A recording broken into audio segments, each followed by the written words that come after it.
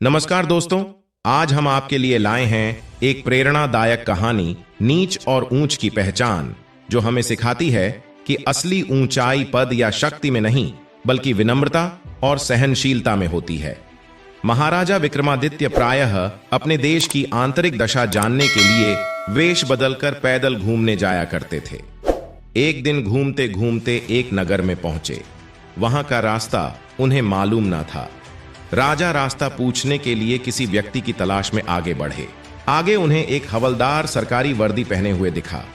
राजा ने उसके पास जाकर पूछा, महाशय, अमुक स्थान जाने का रास्ता क्या है, कृपया बताइए। हवलदार ने अकड़ कर कहा, मूर्ख, तू देखता नहीं, मैं हाकिम हूं, मेरा काम रास्ता बताना नहीं है। चल हट, किसी दूसरे से पूछ।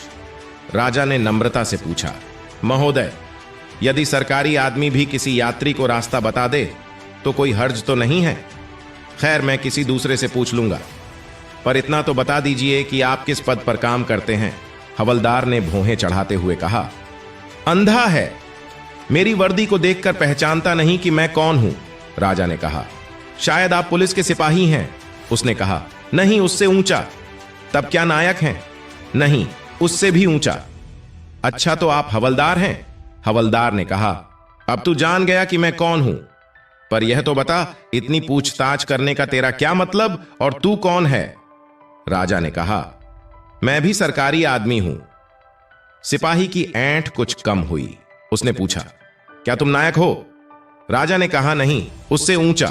तब क्या आप हवलदार हैं? नहीं, उससे भी ऊंचा। तो क्या दरोगा है? उससे भी ऊंचा। हवलदार ने कहा, तो क्या आप कप्तान हैं? राजा ने कहा, नहीं, उससे भी ऊंचा। सूबेदार जी हैं? नहीं, उससे भी ऊंचा। अब तो हवलदार घबराने लगा। उसने पूछा, तब आप मंत्री जी हैं? राजा ने कहा, भाई, बस एक सीढ़ी और बाकी रह गई है।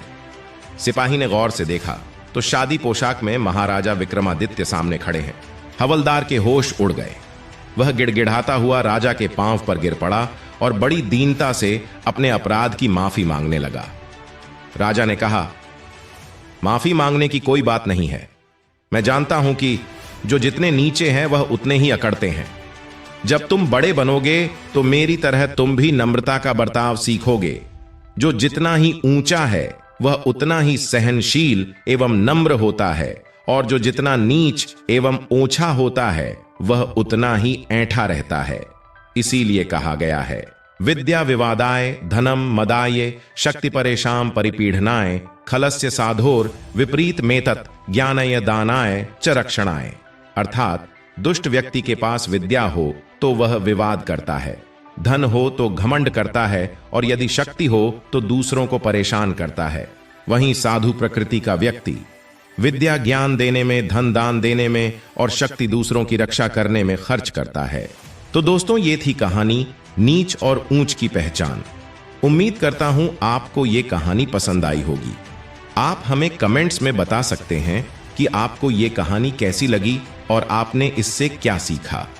अगर आप ऐसी ही और कहानियां सुनना चाहते हैं तो लाइक करें और सब्सक्राइब कर लें। धन्यवाद।